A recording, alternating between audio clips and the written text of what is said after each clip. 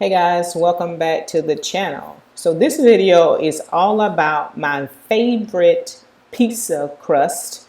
This crust is keto friendly, plant-based friendly, and this recipe was adopted from the website Meat Free Keto, which I'm going to put in the description box below so you can check that out. Also, all the ingredients that I'm using, I'm going to link in the description box so you won't have a problem. So you see here, I'm measuring out the flaxseed and the psyllium husk. Disclaimer and a note and a warning, this pizza crust does have a lot of fiber in it. So if you're sensitive to a lot of fiber, this may not be a good choice for you. You want to weigh and measure both of these as you see I'm doing here. But just a little quick story about myself. I have been plant-based, I want to say 10 years.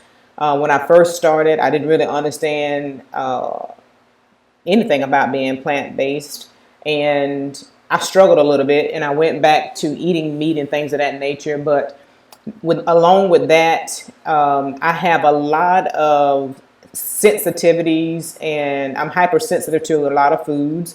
So I have to learn different ways to cook. I love to cook and to meet the needs and enjoy different types of foods that I like. Here you're seeing that I have a 1 tablespoon of baking powder, and I kind of knew that was wrong, and I went to get the teaspoon. So you see me doing that there. So if you eat a higher fat diet, which I do, you don't have to be keto or plant-based to use this crust. But if you want something that's a different alternative, you can use this base and put the other ingredients, your type of cheese, your type of meat that you want to put on it, and you can go from there. I like to use garlic salt in the mixture, as you can see here.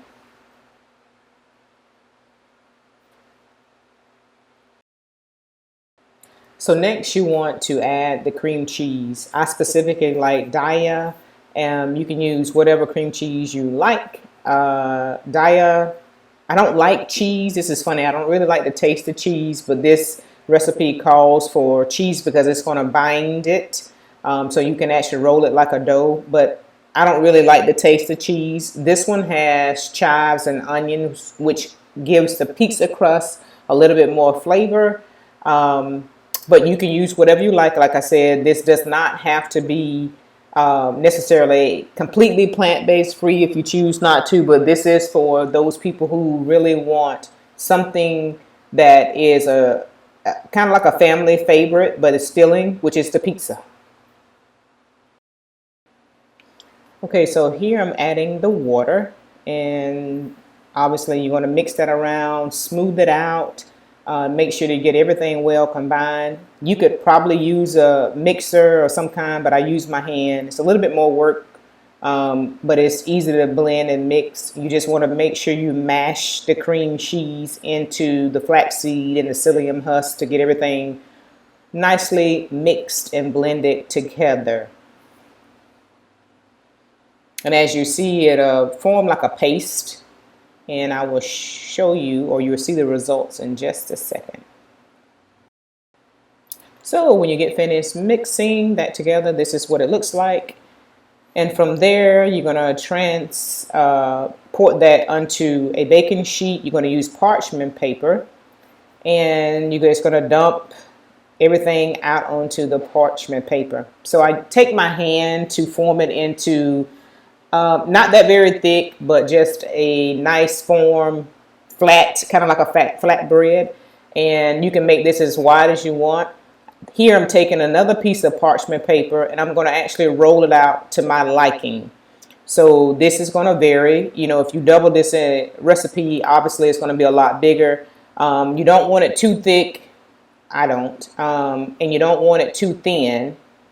But it's not going to be the actual size or the manipulation of a regular pizza dough if you use actual flour. So if you don't have a rolling pin, use a glass or some surface that has a round outer edge that you can actually get this flat. Or you could use your hand. That could work as well.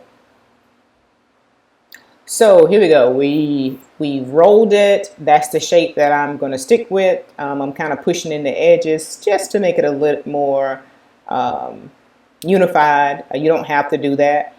But since I'm recording a video, I'm trying to make it a little bit nicer, but I typically wouldn't even do that. And you just want to make sure that the edges are together, because if they're separated really well, when it cooks, it's going to separate as well.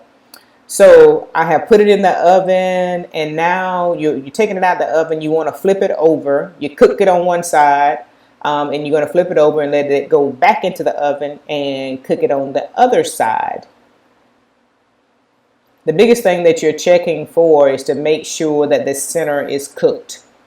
So here I'm actually taking my pizza sauce. This is no particular sauce. I just try to find, if I don't make it myself, I just try to find one that's very low in sugar and as minimal ingredients as possible. So you want to put that on to your liking.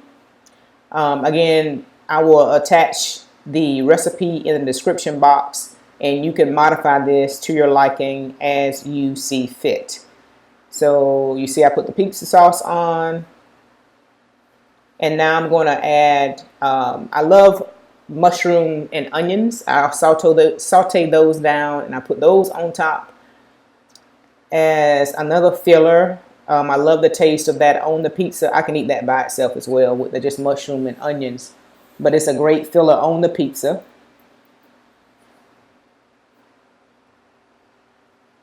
Now you see that I'm adding my plant-based ground beef. This brand is Life. And to me, it tastes better than Beyond Meat.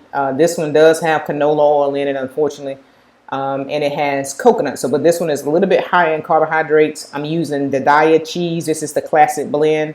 Again, you can use whatever cheese you want. I just don't like a strong taste of cheese at all. But for this pizza, you need something on top to kind of hold the top ingredients together.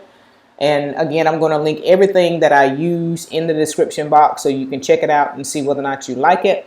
You're going to put this back in the oven. If you've never used plant-based cheese before, if you're really big on the cheese melting, just make sure that you cover the top maybe with a piece of aluminum foil, and it kind of steams the cheese to melt. Otherwise, it looks like it's not melted, but that's not a big deal to me. But for some people, that's one of the complaints they have when they eat plant-based cheese, is the cheese doesn't look like it melts. So I put it back in the oven. I got everything heated up. As you can see what I'm talking about with the cheese. I did not use the aluminum foil, so it doesn't look like it's melted on top, but that doesn't bother me. And now I just transferred it to a plate, and there you have it. It is done. So guys, if you like this video, make sure you hit the bell for future uploads. Comment below if you're going to try it, and let me know if you want to see videos, more videos like these, kind of the things that I'm eating, and just a quick video of how to put it together. And make sure you stay tuned for future uploads. Take care, everybody. Bye-bye.